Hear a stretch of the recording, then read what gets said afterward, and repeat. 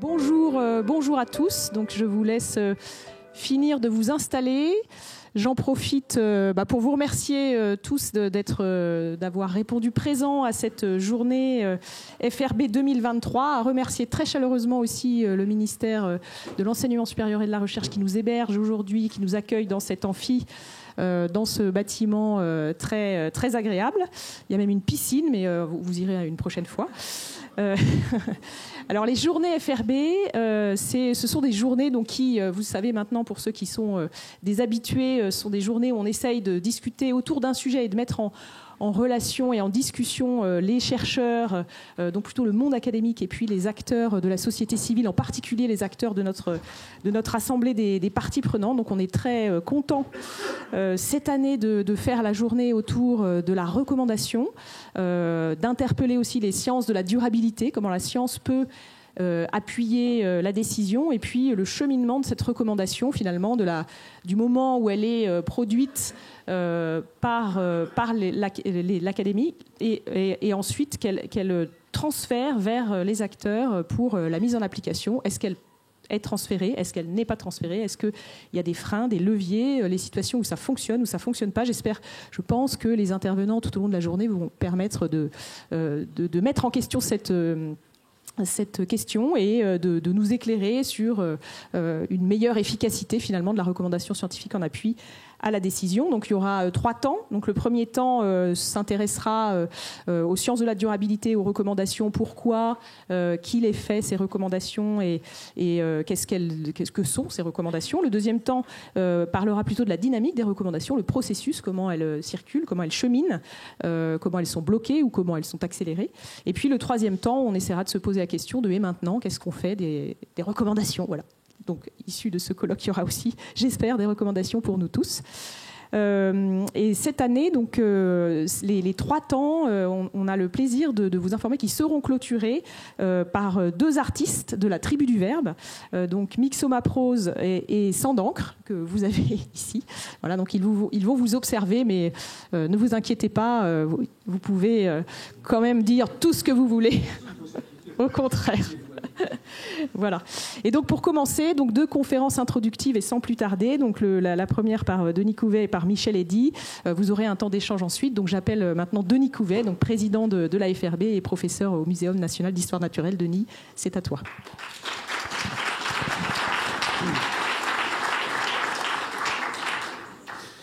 Merci Hélène, merci à l'ensemble des équipes de la FRB pour la préparation de cette journée. Et très heureux d'être parmi vous donc pour ouvrir effectivement. Et donc si je pouvais avoir effectivement la présentation. Donc je vais essayer en 20 minutes de parler en fait du sujet entre recherche et décision, en essayant d'explorer en fait 3 points qui semblent importants.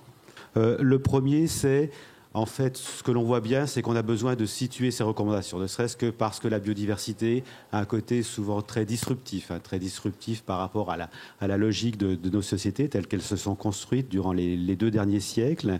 Et donc, on a besoin d'expliciter en quoi, la biodiversité, c'est pas simplement un supplément d'âme, c'est pas simplement quelques espèces menacées ou quelques espaces protégés qui se situeraient en fait à la marge de nos sociétés. Donc, effectivement, on a besoin de bien expliciter que, toute la place qu'a la biodiversité au sein du contexte durabilité. Et de ce point de vue-là, oui, ces 2 représentations, elles sont assez parlantes. La première, c'est les objectifs de développement durable des Nations Unies, les 17 objectifs de développement durable. Et vous savez sans doute que la biodiversité, c'est les objectifs 14 et 15. Donc ça vient assez tard, en fait, dans les objectifs de durabilité. Voilà.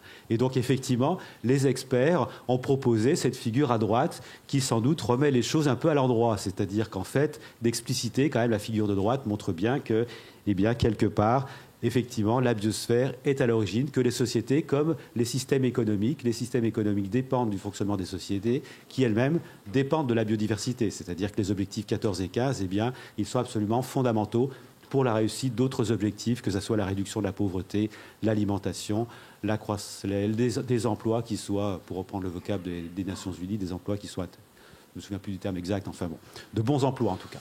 Voilà.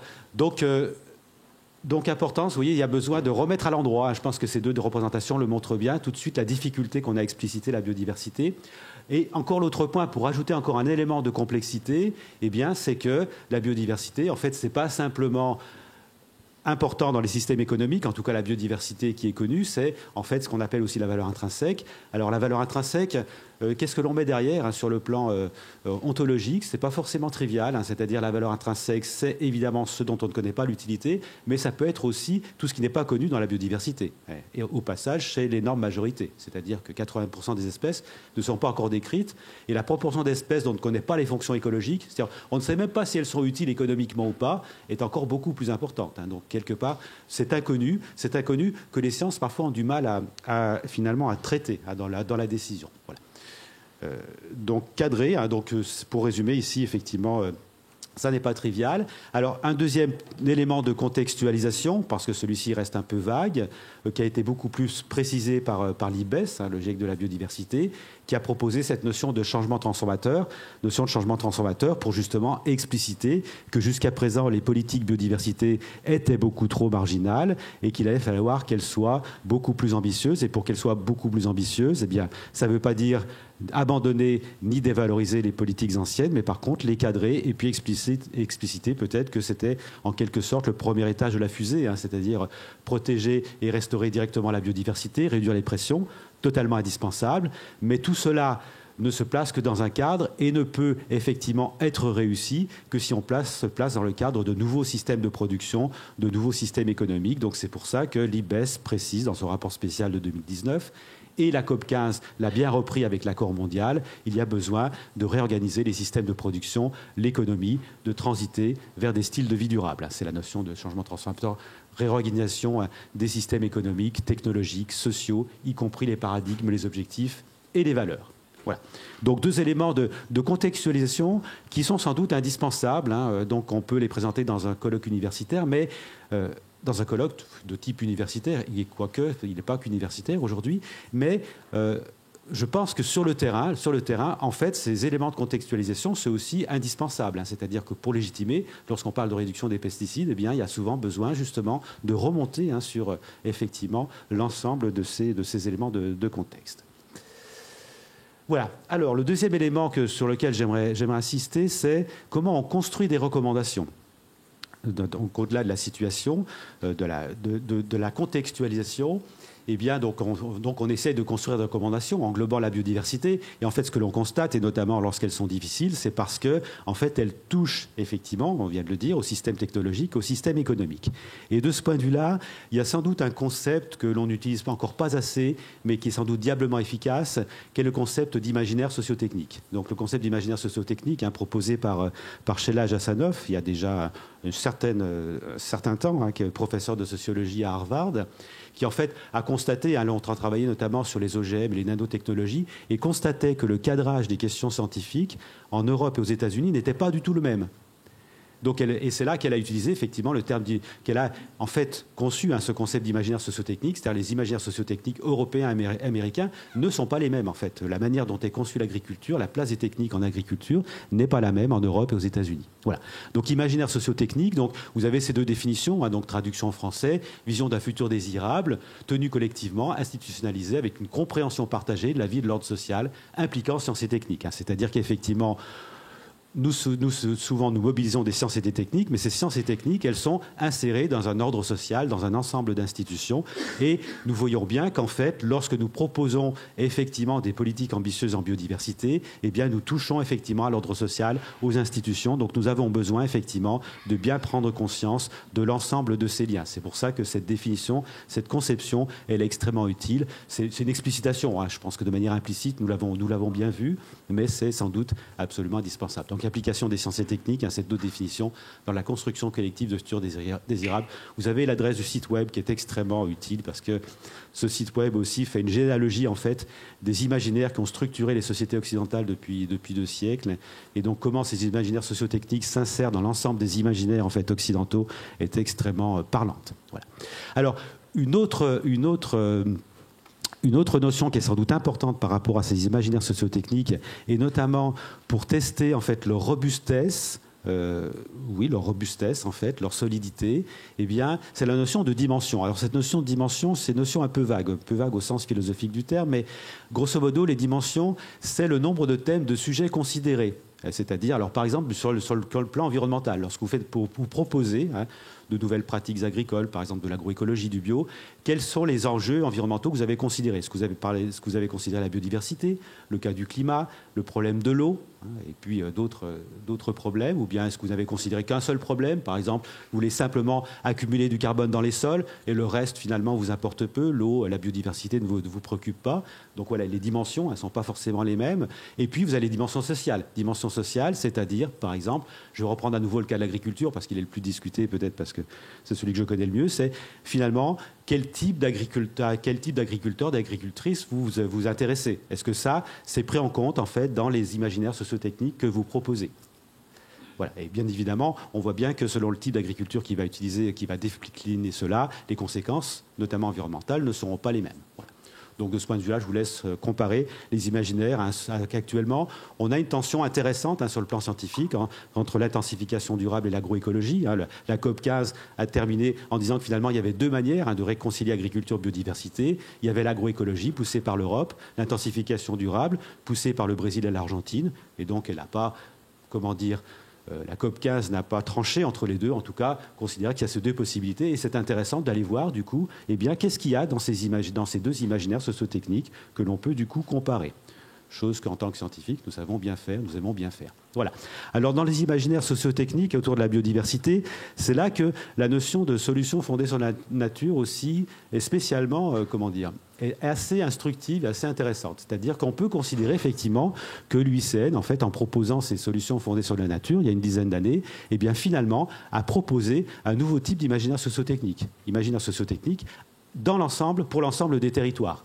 Donc là, vous avez cette représentation qui vous donne un peu une idée, justement, alors une représentation visuelle, justement, de qu'est-ce qu'une solution fondée sur la nature. Donc, dans le cas de l'agriculture, on voit bien, à gauche, vous avez le paysage monocultural, et puis à droite, vous avez un paysage agroécologique, donc on voit bien une diversité végétale. Le cas des forêts, donc là, monoculture forestière, chose que l'on fait actuellement en France. Vous savez peut-être que les forêts qui ont brûlé l'été dernier, actuellement, c'est ce type de plantation que l'on fait. Donc la notion de solution fondée sur la nature, donc avec diversité des essences forestières, diversité des strates, qui est un peu un consensus, j'allais dire universitaire, au sens péjoratif du terme, en ce sens que, visiblement, ça n'a pas encore percolé dans la société et dans l'action publique. Voilà. L'action publique et l'action privée. Et donc voilà, donc une solution fondée sur la nature dans le cas des systèmes forestiers. Dans le cas de la ville, on a aussi cette idée de solution fondée sur la nature avec une biodiversité présente, omniprésente. Voilà. Et puis ensuite, face au changement climatique, de la même manière, parce qu'on peut aussi le décliner dans la réponse au changement climatique, donc une autre dimension environnementale. Dimension de futur. Voilà. Alors, dans ces solutions fondées sur la nature, justement, pour reprendre la notion de dimension, on peut regarder. Alors, par exemple, ce qu'on peut quand même considérer, c'est que c'est un peu réducteur, oui, en termes de biodiversité, parce que finalement, ne seront présentés sur la droite que de la végétation. Et on sait bien que la biodiversité, c'est pas que la végétation. Il y a la faune, les micro-organismes, et que de manière encore beaucoup plus pragmatique, c'est qu'une plante sans ces micro-organismes et sans un certain nombre d'animaux, eh bien, elle n'est pas capable de survivre. Donc là, on voit bien que ces représentations, elles sont insuffisantes. Donc là, on pourrait dire que la dimension de l'imaginaire sociotechnique, elle est assez pauvre, en fait. Donc assister, et ça donne en fait un réflexe aussi, parce que nous sommes amenés régulièrement à intervenir sur justement la critique constructive de ce qui est proposé, et bien d'insister derrière la végétation. Effectivement, il y a des écosystèmes, des réseaux écologiques qui sont tout à fait indispensables. Donc, augmenter les dimensions biodiversité de ces imaginaires, solutions fondées sur la nature. Désolé si je suis un peu lourd dans l'expression, mais quelque part, on a sans doute besoin. C'est l'idée, c'est de monter en généralité.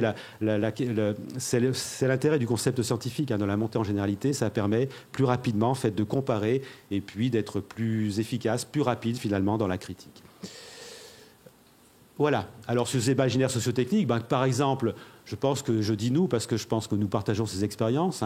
Dans le cas du climat, nous sommes exposés maintenant. Il est bien les écosystèmes stockent du carbone. Je crois que ça maintenant c'est bien compris par l'ensemble des acteurs du climat, qui ont compris que peut-être ils pourraient continuer à utiliser des énergies fossiles, moyennant effectivement des écosystèmes qui vont stocker du carbone. Donc nous sommes exposés. Donc c'est vrai que effectivement l'écologie suggère que les écosystèmes bien gérés pourrait stocker un quart des émissions de gaz à effet de serre, ce qui n'est pas négligeable, effectivement. Mais on voit bien que derrière cela, eh bien, il y a ce qu'on pourrait appeler des dérives, c'est-à-dire en fait des imaginaires sociotechniques biodiversité climat qui sont assez pauvres, c'est-à-dire que finalement les écosystèmes se réduisent à des puits à carbone. Les arbres sont des machines à stocker du carbone.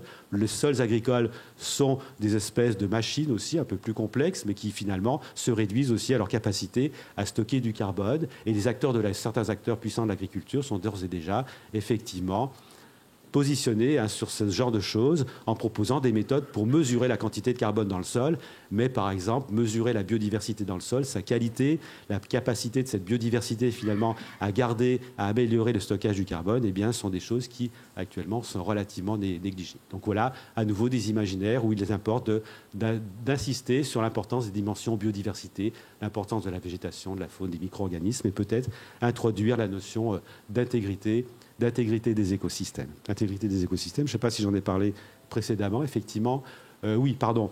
Donc sur ces solutions fondées sur la nature, un des aspects quand même, c'est qu'est-ce que l'on peut dire, qu'est-ce que peuvent dire notamment les sciences écologiques sur effectivement au-delà de la présence de végétation, d'animaux, de micro-organismes. Il y a cette notion donc d'intégrité des écosystèmes qui est très présente maintenant dans l'accord mondial sur la biodiversité, avancé par la Convention pour la diversité biologique, et donc qui est intéressante à habiter scientifiquement et que l'on pourrait résumer par une diversité des compositions, des structures et fonctions des écosystèmes. Donc là, on a les outils scientifico-institutionnels aussi pour effectivement critiquer à nouveau de manière constructive effectivement ces solutions fondées sur la nature.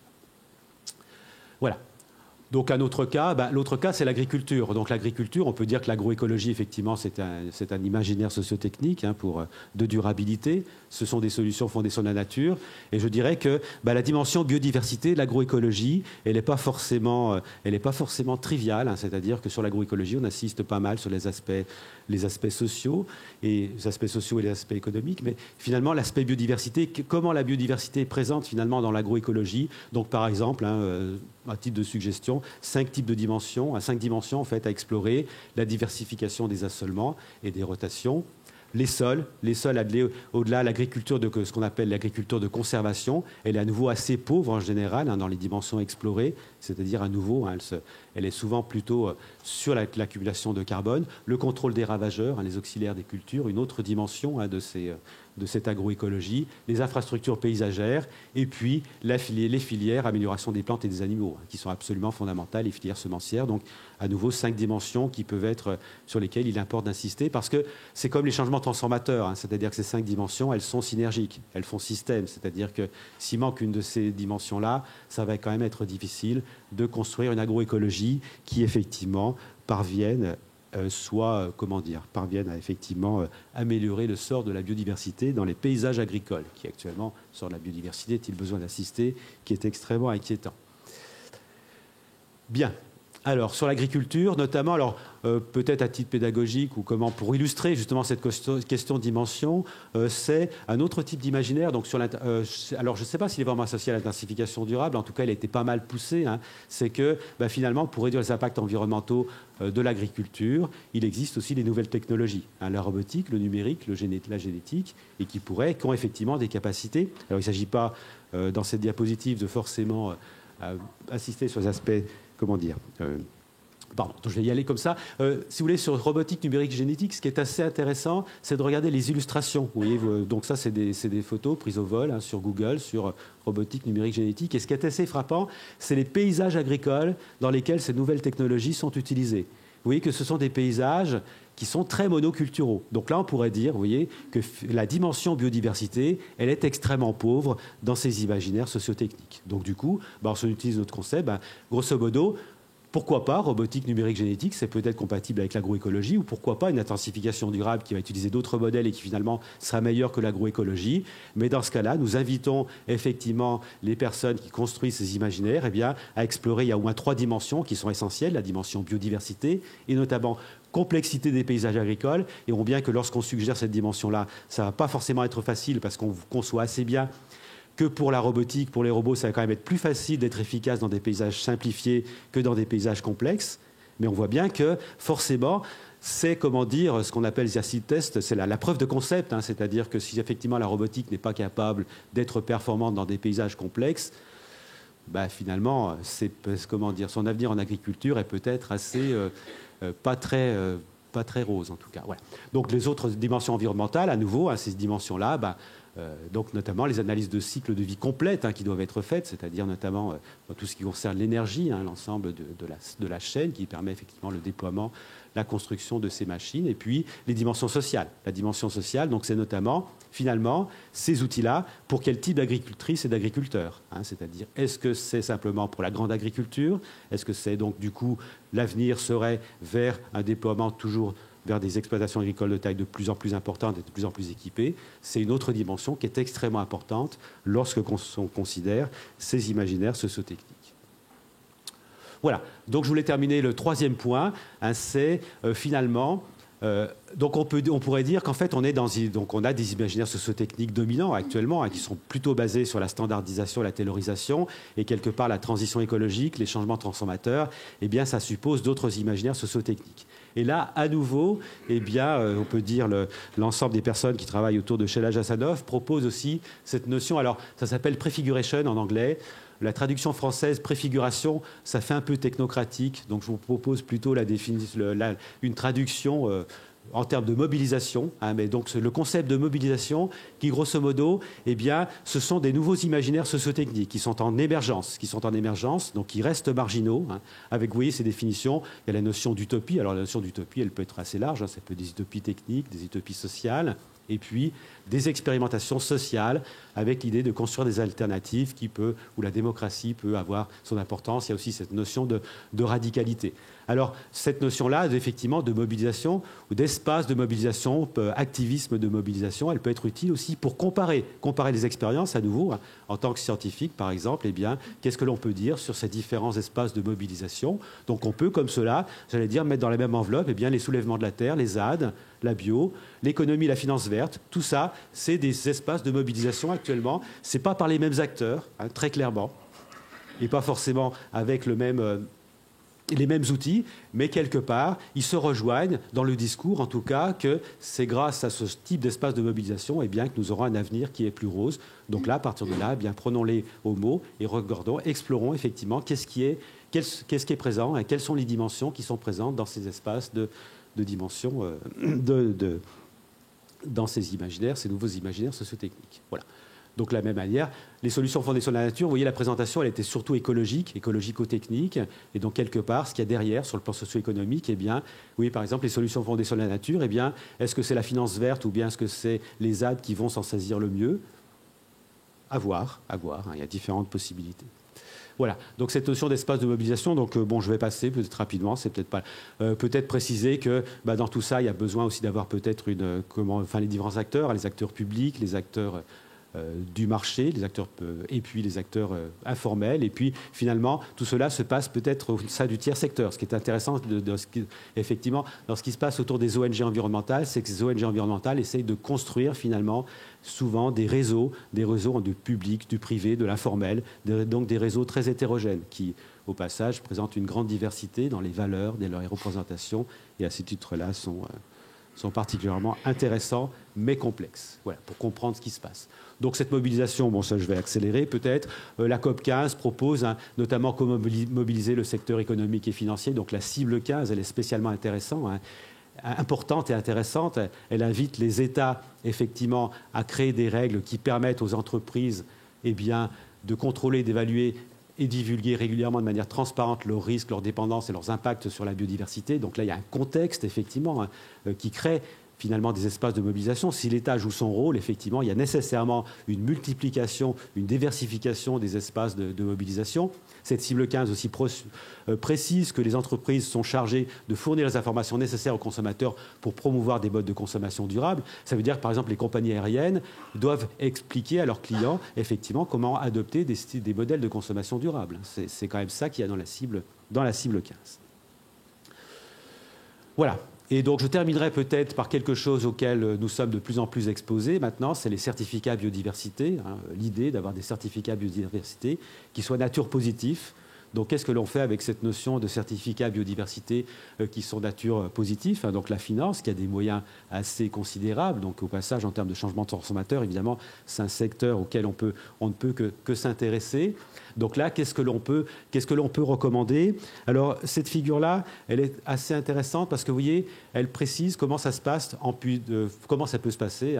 Donc, vous avez une action sur le terrain. Ensuite, vous avez une évaluation pour savoir s'il y a effectivement des gains. Ensuite, vous avez des certificats donc de biodiversité avec une certification. Et éventuellement, ça peut se terminer. Alors, les universitaires sont très partagés sur l'idée des marchés parce que, notamment, ce qu'on voit bien, c'est que dans cette chaîne-là, eh bien, il y a des possibilités de dérive, de caricature, de tricherie qui sont plus importantes. Plus la chaîne est longue, évidemment, plus entre ce qui se passe sur le marché et puis est-ce qu'effectivement les actions sur le terrain sont intéressantes, est-ce qu'effectivement c'est des solutions fondées sur la nature ou bien est-ce que finalement le marché sont autour de quelque chose qui est considéré comme des solutions fondées sur la nature mais ne le sont pas, évidemment, plus la chaîne est longue, plus effectivement le lien entre le marché et sa réalité écologique, eh bien, risque d'être distendu. Voilà. Mais ça fournit en tout cas un certain nombre de points d'examen, d'attention, d'approfondissement, d'interaction aussi, de construction à nouveau, donc avec des imaginaires à construire autour des actions de terrain, comment on mesure, qu'est-ce qu'on veut mesurer, qu'est-ce que l'on veut en termes de gain biodiversité, avec quel type de pratique, c'est-à-dire effectivement, est-ce qu'il s'agit de travailler sur l'amélioration, est-ce que l'amélioration des pratiques n'est peut-être pas la solution la plus importante sur nature positive, donc à nouveau l'agriculture, la pêche, les secteurs économiques qui sont en interaction forte avec la biodiversité sont sans doute concernés de manière très importante. Voilà. Donc j'en ai à peu près terminé. Donc des recommandations, donc effectivement les situer, cadrer les objectifs, les construire, les implémenter. Voilà, explorer ce qui se fait actuellement. Donc ça, c'est une figure empruntée à l'UICN, solution fondée sur la nature, avec des défis sociétaux. Mais on peut se demander s'il ne serait pas intéressant d'inverser la manière, les flèches, en fait, cette figure-là. C'est-à-dire qu'on part des défis sociétaux, et à partir des défis sociétaux, eh bien, on voit quel type de solution fondée sur la nature on pourrait construire, serait pertinent à construire. Voilà. Merci pour votre attention. Et puis...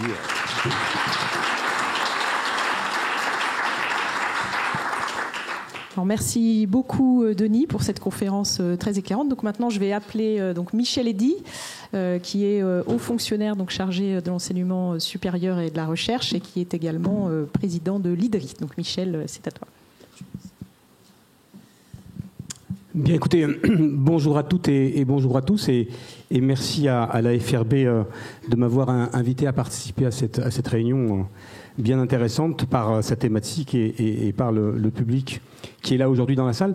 Donc pour le coup, je représente ici les deux directrices générales, Claire Giry, la directrice générale de la recherche et de l'innovation, et Anne-Sophie Barthez, la directrice générale de l'enseignement supérieur et de l'insertion professionnelle, qui m'ont demandé de les excuser d'abord, parce qu'elles ne pouvaient pas être présentes à cette réunion, et d'essayer du mieux possible qu'il se peut de les représenter en ayant un petit propos introductif pour venir alimenter les réflexions de votre journée. Donc la question qui vient d'être posée et donc qui vient d'être brillamment illustrée déjà par le premier intervenant est une question effectivement qui est vaste, qui est une question qu'on se pose depuis un certain temps et un temps certain, mais donc je dirais que pour le coup la pertinence, le contenu, l'utilité, la nécessité s'en retrouvent singulièrement renforcées dans la période à cause de globalement ce qu'on appelle aujourd'hui, en tout cas dans ce ministère, la transition écologique et le développement soutenable. Et donc, sous l'angle de cette nécessité-là, que pouvons-nous dire aujourd'hui de cette question du lien entre recherche scientifique en appui à l'action, aux politiques publiques et d'une manière générale à la transformation de la société qui nous paraît utile pour répondre aux défis auxquels nous sommes confrontés. Alors, c'est vrai que on a imaginé des réponses depuis un certain temps. La communauté scientifique, en tout cas, travaille sur ces sujets-là depuis un certain temps. Et on peut se dire d'ailleurs que une partie de ces réponses, aujourd'hui, ont apporté substantiellement des éléments de compréhension, de relation, de lien d'interaction entre, globalement, le monde de la science et le monde de l'action publique et de l'action privée, la société, on va dire, avec des instruments, des outils et des définitions et des concepts qui viennent d'être présentés là et qui aident effectivement tous les acteurs sociétaux à penser l'état du monde tel qu'il est et surtout à penser l'état de la transformation du monde tel qu'il est et tel qu'il devrait être. Et pour dire les choses sur un mode un peu simpliste, hein, mais pour cadrer mon point de vue, et ça n'est que mon point de vue, ça n'a pas plus de valeur que cela, mais c'est vrai que pour le coup, moi, le sentiment que j'ai aujourd'hui, c'est que l'apport de la science sur la définition de l'état zéro dans lequel nous sommes aujourd'hui, caractériser les problèmes, ses dimensions dans toutes ses composantes et ce dont les risques dont elles sont porteurs, et puis dans un deuxième temps, caractériser les cibles, là où il faudrait qu'on soit pour arriver à régler l'état zéro dans lequel on est. Ça, c'est assez bien fait. Et la parole scientifique sur ces sujets-là me paraît assez construite. Alors, complètement entendue, assez bien entendue, assez sûrement. Je trouve qu'en tout cas, il y a eu là-dessus des progrès, des consensus qui me paraissent assez forts. En tout cas, par exemple, le fait qu'il y ait 2 grands accords internationaux sur le climat et sur la biodiversité, des accords dont on n'avait jamais vu l'existence avant ces COP, montre quand même que la société, d'une manière générale, et la société mondiale, l'humanité, pour employer un grand concept, a pris en compte ces sujets-là et essaye de les traiter. Alors, la question qu'on a devant nous, c'est, connaissant le point de départ et la cible, le point d'arrivée qu'il faudrait atteindre, la question, c'est comment on y va. Et là, la question de la transition et de comment on entraîne tous les acteurs dans un changement qui, alors, d'aucuns le caractérisent de profond, d'autres de radical, d'autres de substantiel. Enfin, on voit bien que ce qu'on a à faire, en tout cas, n'est pas simple. On va dire les choses comme ça et que ce qui est à faire est difficile et compliqué. Et sur cette question de la transition et de comment on fait, là, pour le coup, j'ai le sentiment que les relations entre la science et les décideurs peuvent encore sensiblement s'améliorer. Voilà, parce qu'on est sur un sujet, parce qu'on est sur le sujet en fait de la transformation, et puis que dans cette posture-là, on est, y compris nous scientifiques, à la fois dans l'attitude du scientifique, chacun dans son domaine et dans sa discipline qui résonne à partir des paradigmes que la science nous donne pour comprendre et pour essayer d'expliquer, mais on est aussi des citoyens, et on est aussi des citoyens engagés. Et que dans cet engagement citoyen, avec un appel à la science de la part de la société pour voir comment aider à ces transformations, ben voilà, on est pris aussi dans des tensions, on est pris dans des contradictions, comme tout un chacun, et régler ces problèmes-là est compliqué.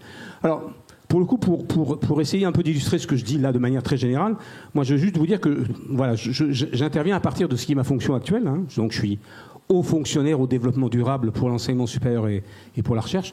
Ne me demandez pas ce qu'est un bas fonctionnaire, mais pour le coup dans la biodiversité, mais voilà, il y a des hauts fonctionnaires à des choses, voilà, c'est comme ça.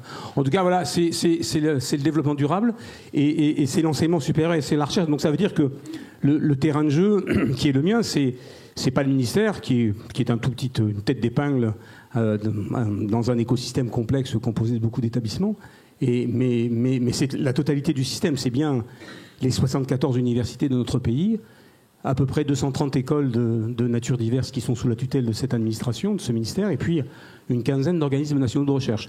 Ça fait du monde. Et ça fait un écosystème particulièrement riche, et en termes de biodiversité, on ne peut que s'en féliciter, puisque on est à peu près certain que la richesse de la biodiversité est un des mécanismes pour éviter et pour garantir la résilience des systèmes. Mais voilà, mais ça fait un système un peu complexe. Et dans cette fonction de haut fonctionnaire au développement durable, donc pour le coup, je suis dans la fonction de porter l'animation collective à l'échelle de l'ensemble de notre écosystème, à travers en particulier un plan climat-biodiversité qui a été produit l'an dernier par ce ministère et porté par notre ministre en réponse à une commande que la Première ministre d'ailleurs avait faite à tous les ministres, j'imagine, au moment de leur prise de fonction. Je n'ai pas connu les lettres de mission des autres ministres et du gouvernement, mais j'imagine que tout ont dû en recevoir une, mais avec la même question. Enfin, en tout cas, voilà. Et puis, donc, c'est animer ça autour de ce plan climat et des actions à porter pour s'inscrire dans cette transition. Et puis, le deuxième élément, c'est d'être le point d'entrée pour le ministère de l'Enseignement supérieur et de la Recherche et dans ses fonctions, le point d'entrée pour tout ce qui sont les chantiers qui aujourd'hui, à l'échelle, j'allais dire, du gouvernement, se mettent en place à travers la planification écologique. Parce que c'est vrai que l'arrivée du nouveau gouvernement à la suite des élections présidentielles avait l'annonce de la mise en place d'un processus de planification écologique avec la création d'un secrétariat général à la planification écologique était de nature, disons, à au moins sur le papier, changer substantiellement le paysage et indiquer qu'il y avait des pistes pour l'action publique qui devaient changer. Et donc, cette planification écologique, elle est globale, elle concerne tous les secteurs, elle essaye de construire une vision un peu globale et holistique du système et de faire système, parce que pour le coup, sur tous les sujets, aucune solution simple, et sur tous les sujets, des tensions entre les usages. Il n'y a que des optimums les moins mauvais possibles à trouver. C'est ça la question. Ce n'est pas les bonnes solutions, c'est les moins mauvais optimums. Donc on est dans cette équation-là, et planifier, réfléchir et anticiper paraît effectivement, du point de vue de la puissance publique, en tout cas, une condition nécessaire pour essayer éventuellement de régler les problèmes auxquels nous sommes tous confrontés. Donc cette planification écologique, et vous le savez, enfin je vous le dis si vous ne l'aviez pas noté, mais en tout cas le 5 juillet, donc la semaine prochaine, il y a un conseil de la planification écologique. C'est une instance gouvernementale qui a été créée en même temps que le SGPE. Et donc il y a un conseil de la planification écologique qui va se réunir sous la présidence du président de la République. Et donc j'espère, j'imagine, qu'il va faire des annonces un peu substantielles et importantes au regard de ce qu'il convient de faire, puisqu'on a pris déjà beaucoup de retard et qu'il s'agirait singulièrement d'accélérer pour avancer dans la bonne direction. Et je le dis d'autant plus facilement que, vous le savez aussi, hier, le rapport du Haut Conseil sur le climat, qui est un rapport d'évaluation de l'action publique produit tous les ans par cette instance bien utile aux démarches que nous conduisons, ce rapport est tombé et si vous ne l'avez pas fait, moi je vous engage à le lire parce qu'il y a toujours des éléments passionnants et intéressants pour conduire l'action. Donc le plan climat-biodiversité, pour y revenir un instant, au-delà des chantiers et des sujets qu'il met en place pour apporter la contribution de notre monde au règlement des problèmes qui sont devant nous, il a pour ambition affichée, c'était comme ça dans la commande que la Première ministre l'a faite à la ministre de l'Enseignement supérieur et de la Recherche, d'apporter la contribution, l'alignement stratégique avec 4 stratégies nationales qui sont au cœur des mécanismes de planification que l'État a mis en place maintenant depuis quelques années. On a beaucoup travaillé, on a beaucoup produit de plans, il y en a même, d'une certaine manière, je trouve qu'il y en a un peu beaucoup maintenant des plans, il y en a un peu dans tous les étages et dans tous les coins, et en tout cas c'est comment on articule et comment on réticule ça dans un effet système qui avance. Et donc il y a une stratégie nationale de la biodiversité, et j'en dirai un mot parce qu'elle est en phase là d'atterrissage et de finalisation, et dans ma fonction de haut fonctionnaire au développement durable, j'ai représenté le ministère dans pas mal de réunions qui ont consisté dans l'interministérialité à trouver les scénarios, les mesures à prendre et quantifier les leviers pour avancer. Il y a la stratégie nationale bas carbone qui va arriver derrière, et donc ça c'est le bilan carbone de la nation, hein, c'est tout secteur confondu. On s'autorise à quoi pour arriver à 55% de gaz à effet de serre en moins en 2030 et comment on va construire les trajectoires pour réduire l'empreinte carbone de la totalité de nos activités, ce qui n'est pas simple.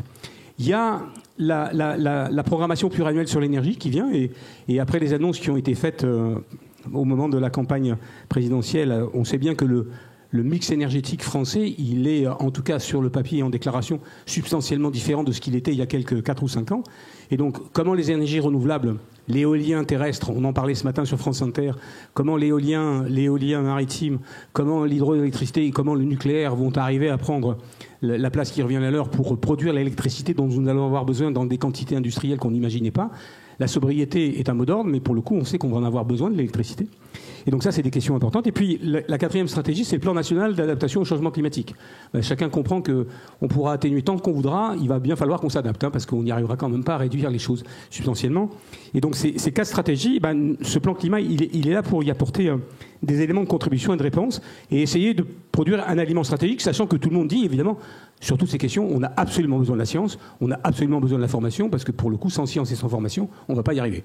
Ce principe étant énoncé, que tout le monde partagera, la question c'est comment on fait. Veuillez répéter la question, parce que ce n'est pas assez précis pour savoir exactement comment on contribue. Et donc c'est vrai que cet alignement, cette question qui nous est posée, elle est importante, et au jour d'aujourd'hui, je vous le dis, le plan climat ne répond pas à cette injonction. Il l'affiche. Il l'écrit, bon c'est moi qui l'ai écrit donc je le sais, mais en vérité c'est pas vrai. On n'est pas plus aligné que du beurre en brioche sur ces 4 stratégies.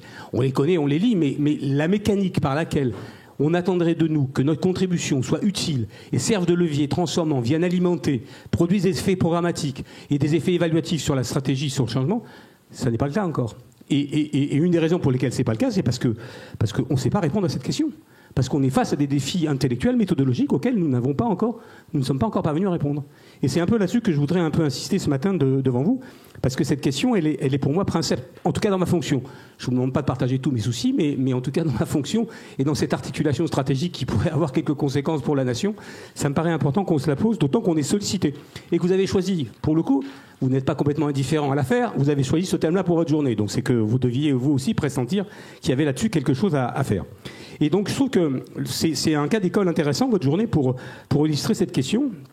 parce que vous avez fait tout un travail, et je vais y revenir, sur comment essayer d'avoir un regard évaluatif, performatif, on va même dire, sur la stratégie nationale de la biodiversité qui est en cours de finalisation et qui va être réévaluée. Donc vous avez produit, pas plus tard qu'en mars, il me semble, ou en tout cas c'est sur votre site que je l'ai trouvé, un rapport passionnant et bien intéressant, donc méthode d'analyse des stratégies en faveur de la biodiversité, et donc qui s'intéresse à cette question, vue de la fenêtre de la science, avec des recommandations.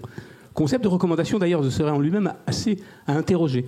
Parce que qui dit recommander donne une posture entre le recommandant et le recommandé qui mériterait d'être aussi décrite. Parce qu'il y a, voilà, le degré d'implication, le degré de surplomb, voilà. Et il me semble que c'est d'ailleurs une partie du problème auquel nous sommes aujourd'hui confrontés, vu du côté de la science. La posture un peu surplombante et critique est utile et nécessaire, mais cranter un peu plus dans l'action paraît effectivement indispensable.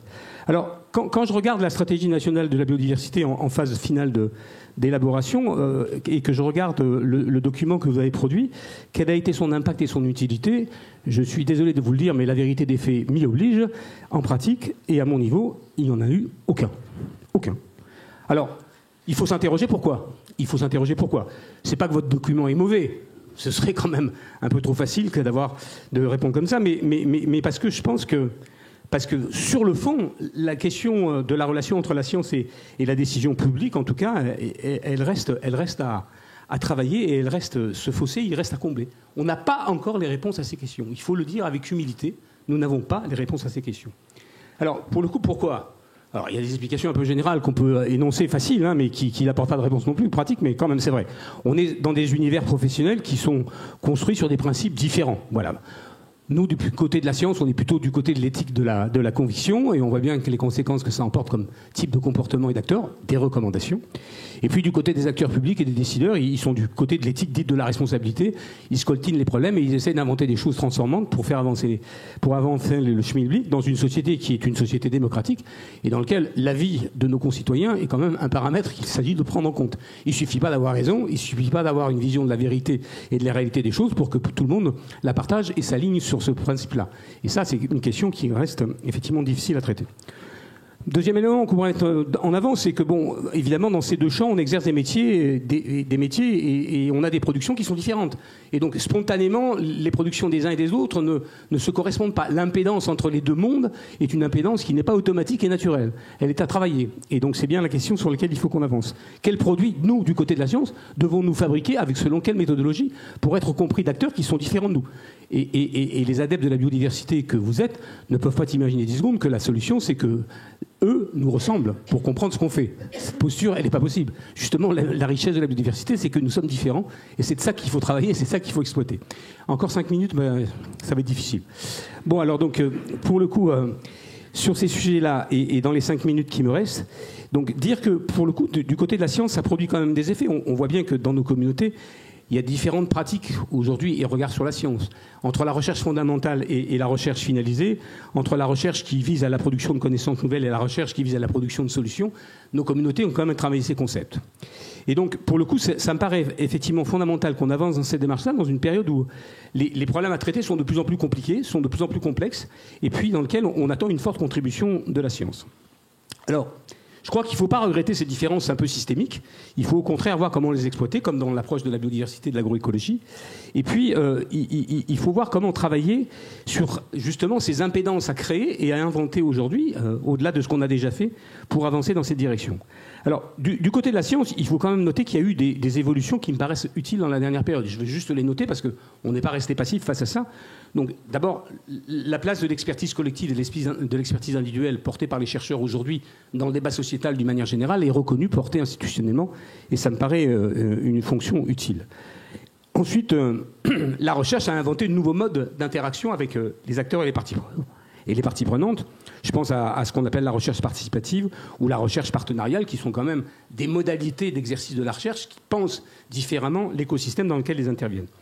Et puis pour le coup, la grande question, c'est comment on progresse sur ces manières de répondre à des questions que d'autres nous posent en les associant à toutes les étapes du processus de production de connaissances et en leur apportant à la fin une réponse. C'est-à-dire qu'on n'est pas maître de la question, on est maître de l'élaboration de la réponse avec eux et on est comptable à la fin que ce qu'on a fait soit utile. Parce que c'est ça quand même qui est aussi important. Et on voit bien que, dernier point, que dans la dernière période aussi, les questions de l'impact, les questions de l'évaluation, les questions de l'impact dans nos communautés ont pris une place de plus en plus importante, montrant que cette question est effectivement prise en compte par les communautés. Alors, la transition écologique, elle est effectivement, pour le coup, un cas d'école intéressant pour voir comment on arrive à trouver des réponses dans des temps contraints. Et à mon avis, et je le dis en présence de mon président, je dis encore mon président du comité d'éthique commun, CIRAD, INRAE, IFREMER, IRD, c'est qu'est-ce que c'est que la liberté académique, concept cardinal de nos communautés, qu'est-ce que c'est que la liberté académique au temps de la transition écologique? Et à mon avis, c'est une question qu'il faut qu'on se pose. C'est pas la même que d'habitude. Et pour le coup, comme dans toutes les communautés, il y a une forme de conservatisme contre laquelle il faut que nous sachions nous battre. Alors si je reviens à l'actualisation de la stratégie nationale de la biodiversité pour sa 3e étape 2022-2023, donc les annonces vont être prochainement faites par la Première ministre et donc on va avoir une stratégie nationale sur le sujet. Moi, de mon côté, j'ai donc participé aux exercices interministériels et pour le compte du ministère, j'ai bien vu la manière dont la recherche était fondamentalement peu ou pas interpellée dans ces processus. Parce que le temps court des stratégies nationales n'est pas le temps long, ne serait-ce que pour cette raison de notre production de sciences. Mais il n'y a pas que la question du temps, il y a aussi la question de la forme de notre production. Et puis, pour le coup, je vois bien que pour cette stratégie nationale, ce qu'on a beaucoup fait, c'est qu'on a beaucoup travaillé sur des fiches actions. On a décliné des fiches actions et dans un cadre d'une animation portée par le ministère de la Transition écologique et de la cohésion des territoires. La cohérence stratégique de l'ensemble, du point de vue de la fenêtre de la science, ne m'est jamais apparue, je dois vous le dire. Donc voilà, et probablement parce qu'il y avait défaut de nos contributions de notre part aussi, il serait trop facile d'en rendre les autres responsables. Et puis la commande, c'était essentiellement pour cette nouvelle version de la stratégie nationale de biodiversité, c'est comment on s'aligne sur les résultats de la COP15 Kunming-Montréal. Donc d'une certaine manière, j'allais dire, les principes étaient posés. C'est comment on les introduit dans le cadre d'action, et ce n'est pas une question de recherche, c'est une question pour le coup de politique publique. Alors ceci pouvant en partie expliquer cela. Et puis, pour le coup, en même temps que s'élabore la stratégie nationale avec ses fiches d'actions, c'est vrai qu'il y a eu un travail, grâce à la création du secrétaire général à la planification écologique, il y a pour la première fois, il y a eu un travail d'élaboration d'un scénario multisectoriel de ce que c'est que la transition, l'évolution, la place de la biodiversité dans la transition écologique avec la contribution de tous les secteurs. Donc voilà, c'est ça qui constitue pour le coup la stratégie nationale nouvelle version qui va maintenant paraître et dans laquelle, pour le coup, je le dis, votre contribution n'a servi à rien. Alors, pour le coup, c'est pas parce qu'elle a servi à rien que demain, elle ne pourrait pas servir à quelque chose.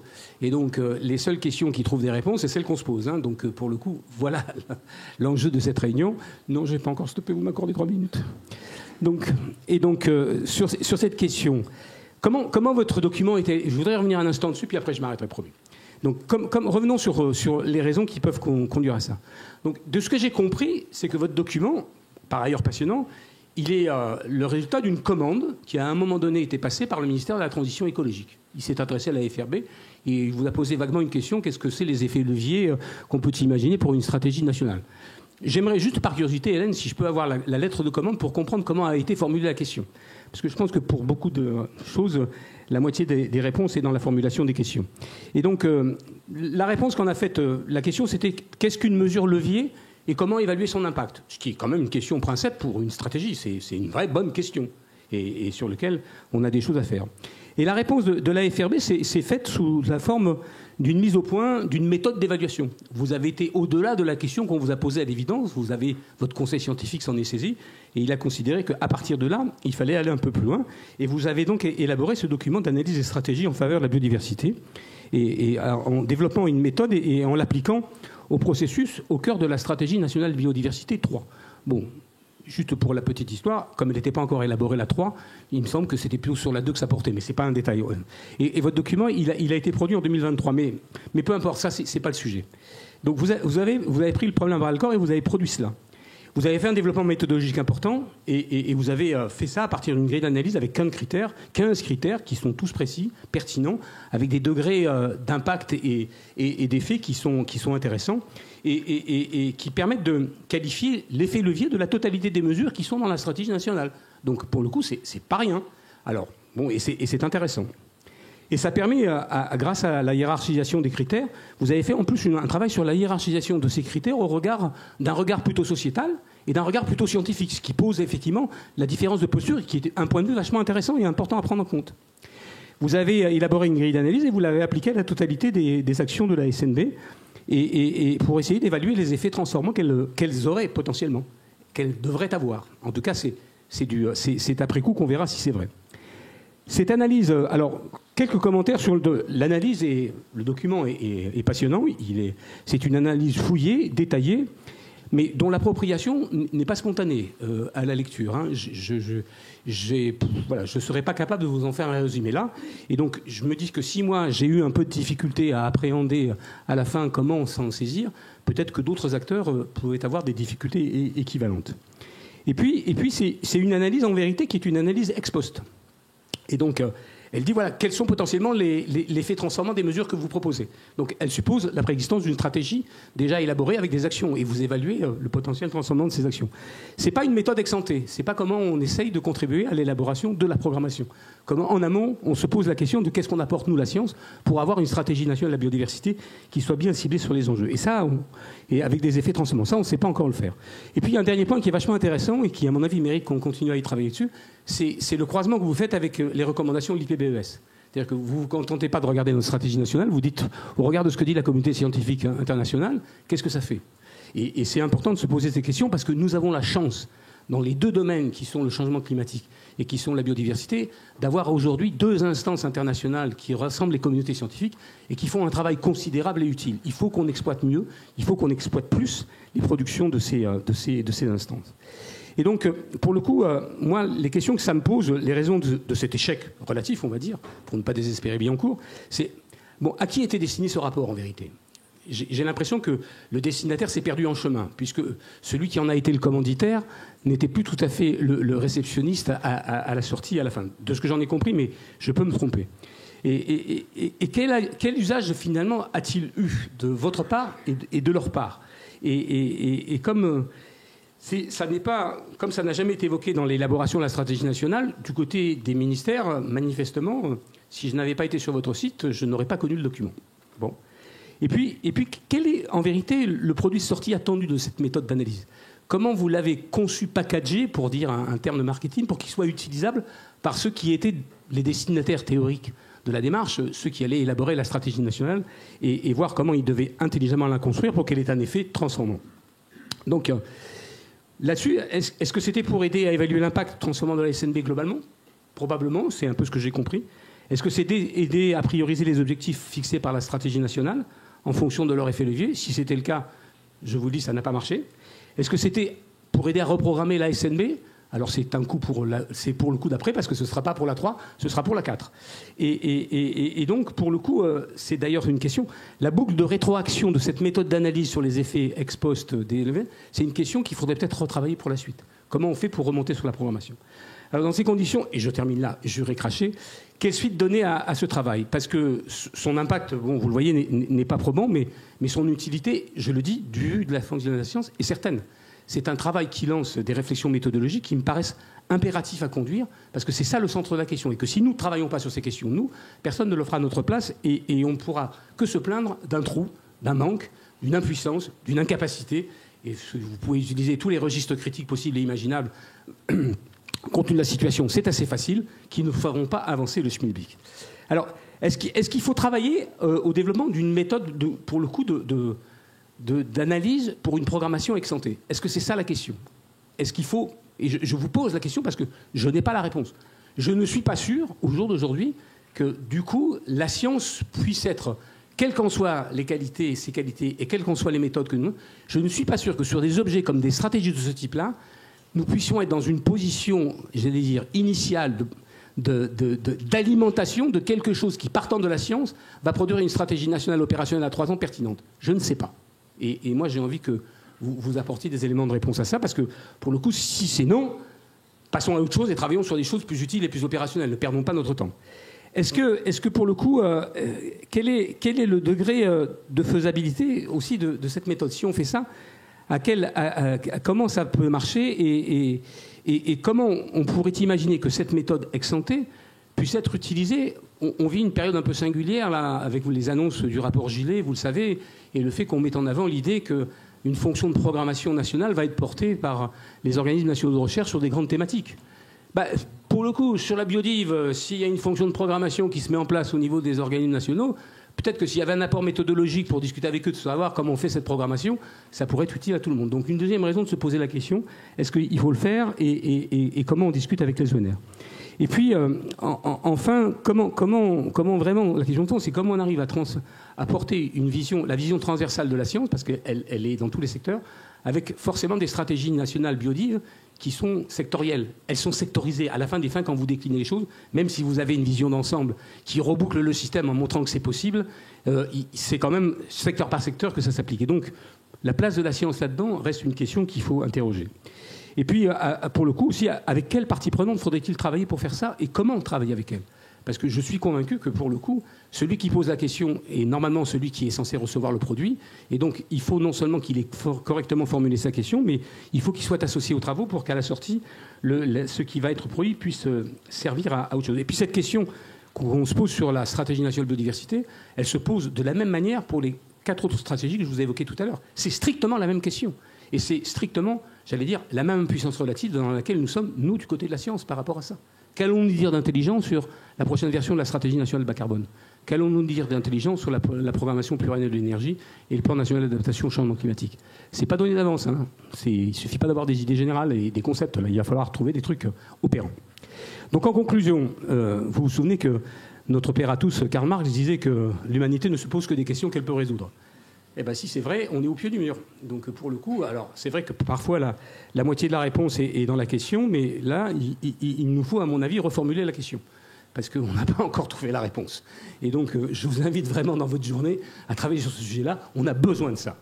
Et puis, enfin, bon, vos travaux méthodologiques sur la version ex post, ils n'ont pas servi pour la version 3, mais ils peuvent servir peut-être à autre chose quand même. Et dans le déploiement de la stratégie nationale biodive, est-ce que la méthode que vous avez proposée ne peut pas être implémentée pour en assurer un suivi et un pilotage ? Et là, pour le coup, ça suppose un dialogue avec les parties prenantes ministérielles. Et comment on conduit ce dialogue-là ? Moi, je vous le dis, je suis à votre disposition pour discuter avec eux et voir comment on fait ce travail pour avancer. Enfin, qu'est-ce qu'on peut dire sur la question de l'alignement stratégique entre ces stratégies nationales et la science? La FRB le fait dans le domaine de la biodive. Je pense qu'il faut que la FRB pourrait avoir dans ses missions ou dans son plan d'action quelque chose comme instance commune à tous les opérateurs de la recherche. Vous pourriez avoir une responsabilité particulière là-dessus, parce que vous êtes le lieu de fédération de l'expertise, de la synthèse et de la vision politique. Ce que chacun peut faire dans son domaine, la FRB peut le faire sur la globalité du champ, et peut-être qu'il faut qu'on réfléchisse avec Philippe, et pour le coup, ce qu'on pourrait imaginer de faire avec vous. Et enfin, bon, pour le coup, et pour terminer... Comment continuer à exploiter mieux les rapports de l'IPBES ? Parce que ça, je pense que c'est au cœur du sujet. Et qu'il y a là une méthodologie à partir des rapports de l'IPBES, partant du point de vue de la science, qu'il faut qu'on monte. Et puis, les stratégies remontantes portées par les secteurs d'activité et la société, il y a un endroit où il faut qu'elles se rencontrent et il faut que l'impédance fasse que le courant passe. Et bien, c'est ça la question. Alors, est-ce qu'on est en 110 ? Est-ce qu'on est en 220 ou en triphasé ? En tout cas, il faut faire monter la puissance du signal. Merci.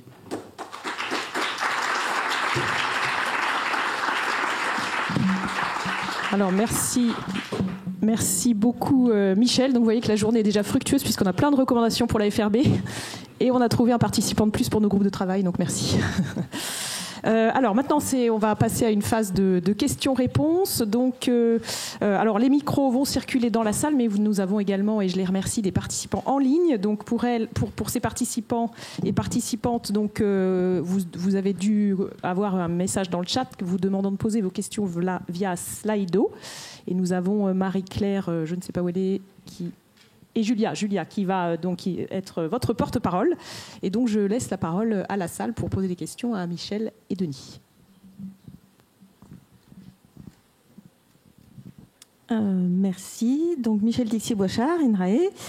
Bonjour Michel, un autre Michel. Et justement, ma question, elle est pour toi, maintenant que tu es au ministère. Par rapport à la remarque qui disait que la recherche n'est pas interpellée par la SNB. Dans la première version de la SNB, il y avait un plan d'action recherche. La première version de la SNB, c'était des plans d'action nationaux. Il y avait un plan d'action recherche, et je m'en suis occupée, c'est pour ça que je m'en souviens. Et donc, j'avais mis en place un petit GCS, un groupe de concertation sectorielle, avec les collègues du ministère de l'Agriculture, alors il s'appelait encore autrement, celui qui s'occupait de l'écologie, de l'industrie, des affaires étrangères, tous les ministères qui avaient un mot à dire sur les stratégies nationales ou internationales, y compris biodiversité. Et donc, on avait fait, alors c'était assez pratique, c'était certainement moins élaboré que le document actuel de la FRB, on avait fait un tableau en disant voilà les actions qu'on pourrait avoir, qui les effectue, comment on les suit, et puis tous les ans, on se réunissait pour voir si ça avait avancé. Et la FRB occupait plusieurs lignes de ce tableau, comme justement pilote ou carrefour pour mettre en œuvre ces actions. Alors je ne dis pas qu'il y a eu un impact exceptionnel, sauf que quand la SNB2 est arrivée, le ministère de l'Environnement a dit « mais finalement, toutes ces grandes réflexions à l'échelle nationale, ça n'a aucun impact ».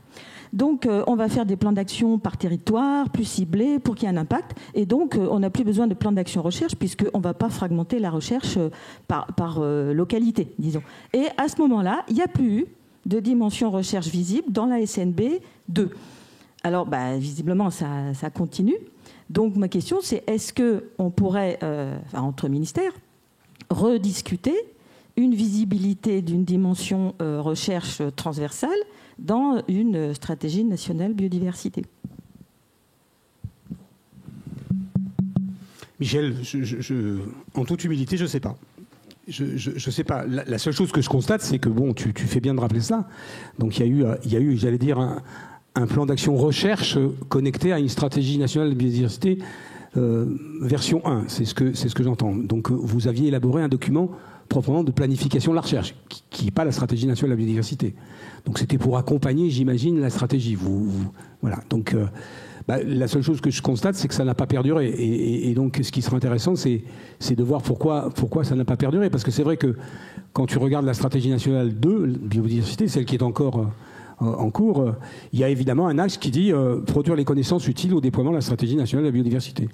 La réponse est oui, mais veuillez répéter la question, quoi. Si tu veux à ce niveau-là de généralité, évidemment. Mais on n'a pas, en disant ça, on n'a rien réglé. On n'a rien réglé. Donc la question que je me pose aujourd'hui, et que j'essaye de voir avec vous, c'est comment on progresse par rapport à ça. La méthode que vous aviez essayée la fois précédente n'a pas produit pour l'instant les effets attendus. Donc regardons et voyons comment on peut essayer de faire mieux. C'est ma seule recommandation. Merci. Philippe Jarne, je suis chercheur au CNRS à Montpellier.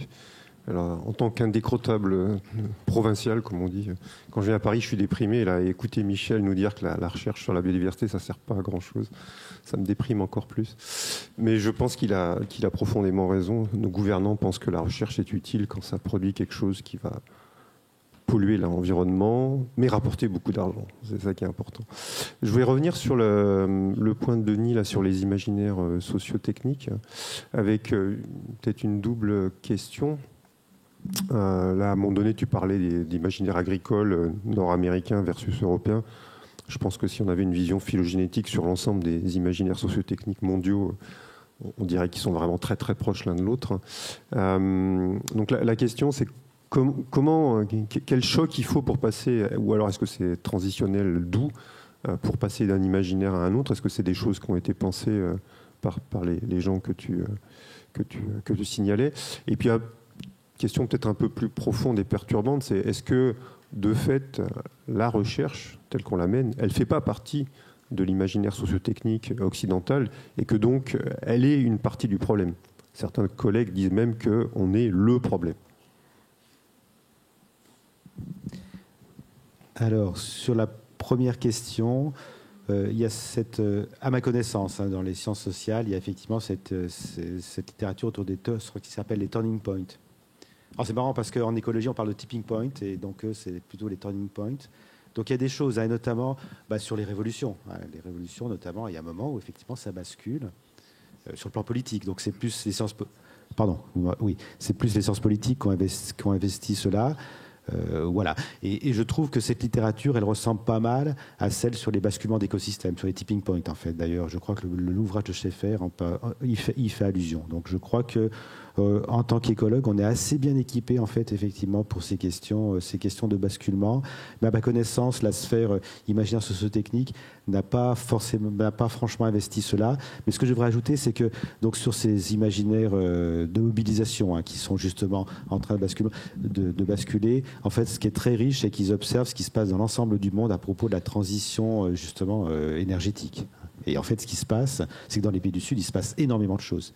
C'est-à-dire que même avec des États qui sont délibérément climato-sceptiques, en fait, sur le terrain, il y a beaucoup de collectifs actuellement qui sont en train d'imaginer les transitions énergétiques. Tu prends les Philippines, la Thaïlande, etc. Il se passe des choses très riches. Et de ce point de vue-là, en termes comparatifs aussi, ça peut être extrêmement utile justement de comparer ce qui se passe entre pays du Nord et des pays du Sud, parce que, bon, tu as en partie raison. Sur les temps, quand même, entre États-Unis et Europe, la taille des exploitations agricoles est radicalement différente. Donc, il y a quand même de bonnes raisons pour penser quand même que ces imaginaires, ils sont quand même pas tout à fait les mêmes.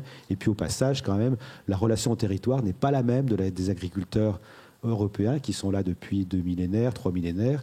Et les agriculteurs européens, ils sont là depuis 2 siècles. Donc, c'est pas même la même relation, quand même, écologique aussi. Voilà. Et puis, sur l'autre question, sur la recherche, bah oui. Évidemment, la structuration disciplinaire, en fait, est un frein. Ça, c'est très clair. Parce qu'effectivement, on a besoin à la fois d'interdisciplinarité et de transdisciplinarité. Et actuellement, ce qu'on sait bien, c'est que dans les carrières, c'est contre-sélectionné. C'est-à-dire qu'en fait, il n'y a qu'en fin de carrière qu'on peut effectivement se lancer dans la terre de la transdisciplinarité. Les jeunes, c'est quand même déconseillé. Donc là, il y a effectivement un verrou à faire sauter dans le domaine de la recherche qui est sans doute extrêmement important. Merci. On va peut-être prendre une question. Il y a une question dans le chat ou deux. Oui, il y a une petite question rapide. Il y en a plusieurs, mais on va en prendre une. C'est une question de Pierre Hyperbray qui pose est-ce que les standards mondiaux de l'UICN pour les SFN ne sont-ils pas trop restrictifs et trop anthropocentrés pour le déploiement en faveur de la biodiversité? Donc une question plus sur ces standards. Je ne sais pas répondre à cette question. Moi, je veux dire un peu de joker, c'est parce que les standards, voilà. Moi, les définitions des solutions fondées sur la nature, elles sont souvent un peu tautologiques. C'est pour ça que la notion d'intégrité des écosystèmes me paraissait intéressante justement à ajouter, pour justement qu'il y ait des critères écologiques un peu durs.